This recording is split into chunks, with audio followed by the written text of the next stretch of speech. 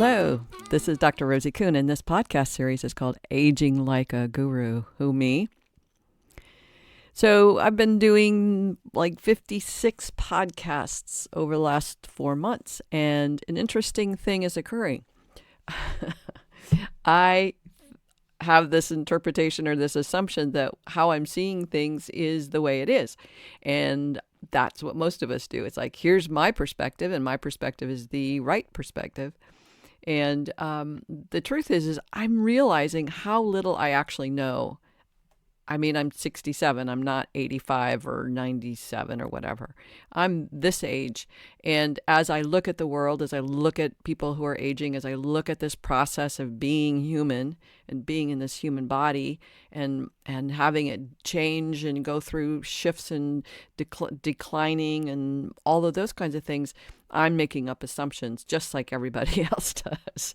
So these are my perspectives, right? These are my orientations. And I realize, that the part of it is, I don't know what it's like aging. I don't know what it's like for a lot of people. I'm making assumptions to some degree. And in other ways, I really am attending to what it's like being human, regardless of what the context is, regardless of what the aging is, regardless of what the perspective is.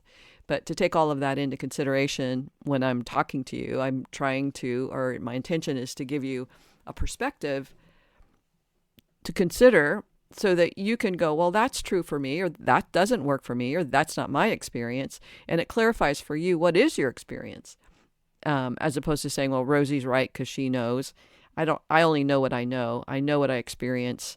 I know what I've heard. And I'm just sharing a lot of stories, which are cool. I think they're great stories of other people or me to make a point. And you've heard me say this just about every podcast, if you've listened to most of them or some of them, is my intention is to get you curious about who you are in this experience of being human, in this experience, in this process of aging. Like, who are you and what are your choices? How do you make choices? How do you decide how to live your life? Most of us live from stability, the fear of fears. And so we live from what's safe, what's stable, what's secure, what's going to give me that security and stability. That's a point of perspective, and that's what's important for them. And if there's another, like for me, it's freedom, fun, and flexibility, which means I keep enhancing my abilities, my capacity to live outside the fear-based world. And I do it to the degree that I do it. And, you hear that in my stories and my podcasts, and maybe in my writing. So today I want to talk about divorce among elderly people, aging people. And apparently aging among people over 55, it's on the increase, which I find fascinating. I remember a number of years ago, my friend, her parents, who were in their late 80s, decided to divorce. I was like, what? Isn't life almost over? Like, what could possibly have shifted that creates that degree of intensity that divorce just makes sense?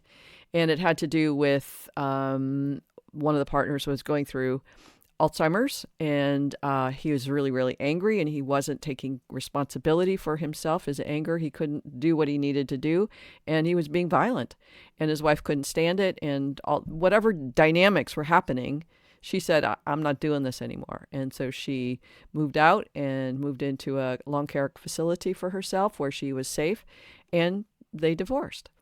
So when I started out saying, I don't know things, it's like, wow, I have this assumption that people who are elderly are like, okay, this is as good as it's going to get, and so we're just going to leave it as it is.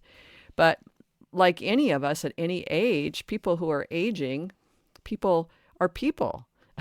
People are people. People are unhappy and they go, I've had enough. I can't do this anymore. Or I want something more, that we've grown apart and I'm not happy here.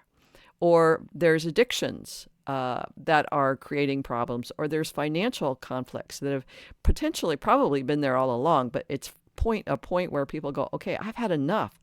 I don't want to spend the rest of my life this way. And part of the cool thing is, I think that the culture of the past, my parents' culture, they would be in their hundreds right now if they were alive, but that where you don't divorce, you don't separate, and the security and the perspective of you don't divorce, you just stay together no matter what.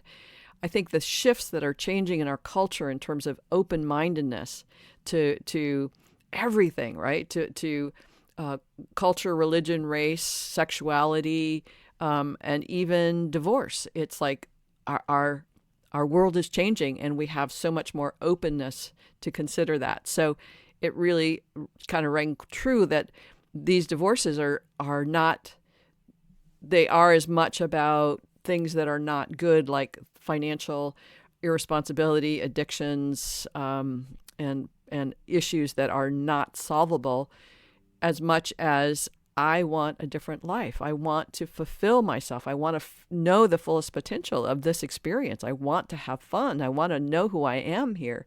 And I'm not experiencing that in my marriage. And so I want to do something different. So interestingly enough, they call this the gray divorce or diamond or silver divorce. It's like, what the heck? It's like this is a phenomena that is happening, and now they've got the word for it. It's a gray divorce, but it's people attempting to do the best they can and wanting the best that they can in their life. Regardless of age, divorce is a really horrible thing to have to go through. And so there's a part of me that's like, oh my God, to have somebody in their 80s have to go through a divorce. It's just like so hard psychically and emotionally and spiritually and mentally and physically.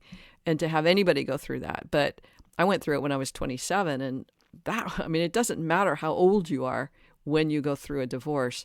It's horrible. It's horrible because it's much like when I talked about bankruptcy, it's like there's an admittance that there's a breaking of a commitment, and that commitment is made at such a deep level, we don't even know it until we start to disentangle and pull ourselves out of that state of connection and union. So I just wanted to mention that to you, that, number one, lots more divorce going on, and those of us who are baby boomers and beyond, we're open to different possibilities, as opposed to, like I said, our parents who are much more, no, you got married, you live in the bed, you sleep in the bed that you made. So we have so much more freedom and flexibility to choose differently. And that's a good thing. And it's also a very hard thing. And it's hard for our children, your children, their children, adult children, to have their parents go through that.